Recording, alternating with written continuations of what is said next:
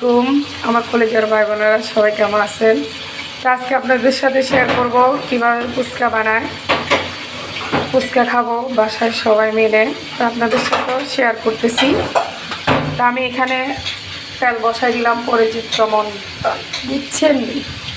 এদিক দিয়ে ডিম একটা সিদ্ধ দিছি, সাথে আলু সিদ্ধ দিছি।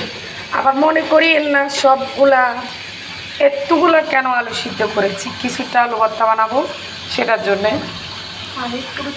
তো একটু করে দেখছেন ফুচকাগুলো আমি প্যাকেট থেকে ঢেলে নিছি এখানে, এই কারণে।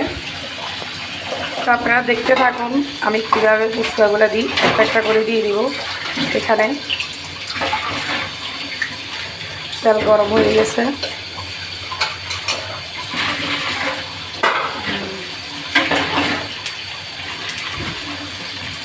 দেখেন।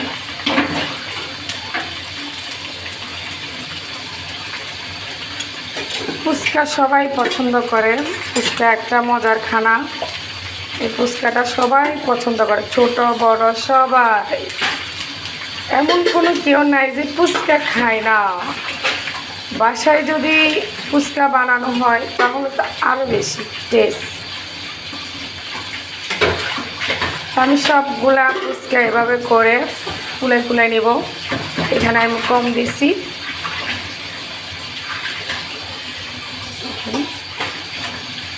আমার ফুচকাগুলো হয়ে গেছে। এগুলো এখানে করে আমি আস্তে আস্তে করে নেব। এখন আমি এক এক করে এগুলো দিয়ে দিব।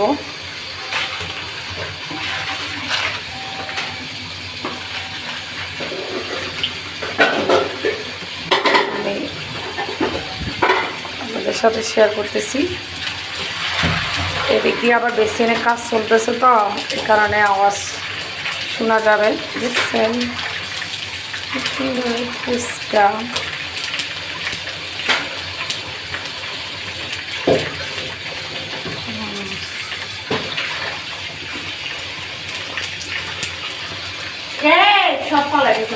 মনি।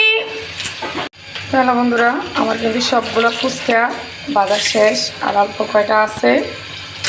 আসলে ফুচকাগুলো যখন তেলের মধ্যে দিই, যখন উপরে এভাবে বেশি বেশি উঠে ফুলে ফুলে ওঠে, দেখতে কিন্তু অনেক ভালো লাগে। দেখছেন, ঠিক আমার কাছে কিন্তু অনেক ভালো লাগতেছে। এভাবে যখন ফুলে ফুলে ওঠে উপর হইয়া, তাহলে অনেক ভালো লাগতেছে।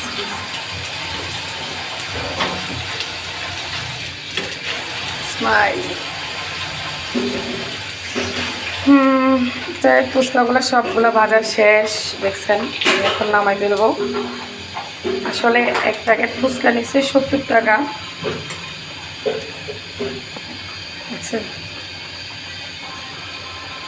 দেখেন আমার সবগুলা ফুচকা এখানে ভাজা শেষ। আমার ফুচকাগুলো কিন্তু ভাজা শেষ। এখন আমি চলে এসেছি, আলু সিদ্ধ হয়ে গেছে। আলুগুলার আমি চুলে নিছি।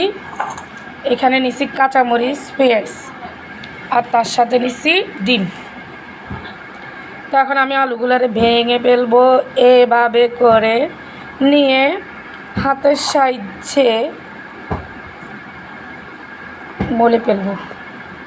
তার সাথে এভাবে করে আমি ফুচকার জন্য রেডি করবো। এখানে আমি অফ ক্যামেরাতে টকটা রেডি করে ফেলেছি, বুঝছেন। অফ ক্যামেরা আমি টক রেডি করছি।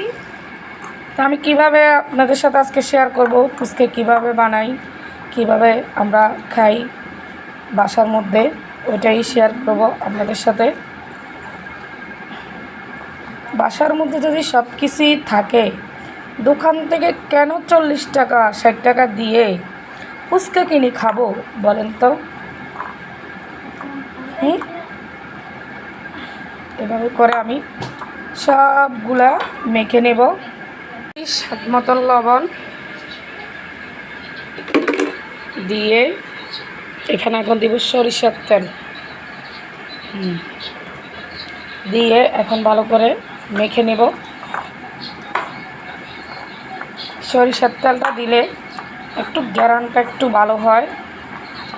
শশা নাই, আসলে এগুলো আমরা বাসায় খাওয়ার জন্যে করতেছি।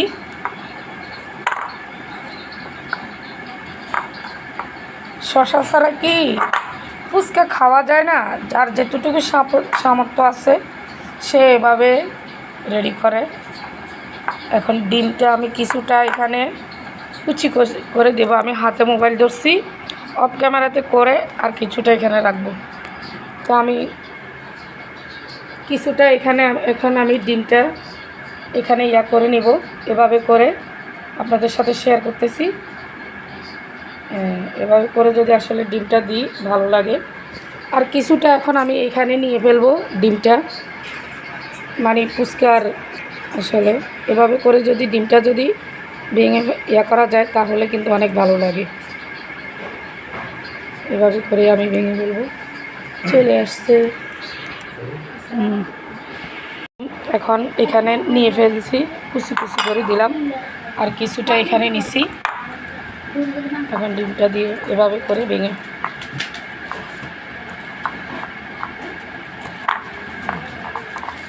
আমার একদম ফুচকার সাথে রেডি হয়ে গেছে। আমি ফুচকাটা ভেঙে ওটার মধ্যে ভরবো। অবশেষে আমার ফুচকা বানানোটা রেডি। এভাবে করে ফুচকাটা খাবো, একটু টক দেব, এভাবে করে ভারত নিয়ে দাও, খাবো। কেমন হয়েছে? তো এখানে আমি ভিডিওটা শেষ করে দিব। সবাই ভালো থাকবেন, সুস্থ থাকবেন, টাটা। যদি ভিডিওটা ভালো লাগে লাইক কমেন্ট দিয়ে পাশে থাকেন।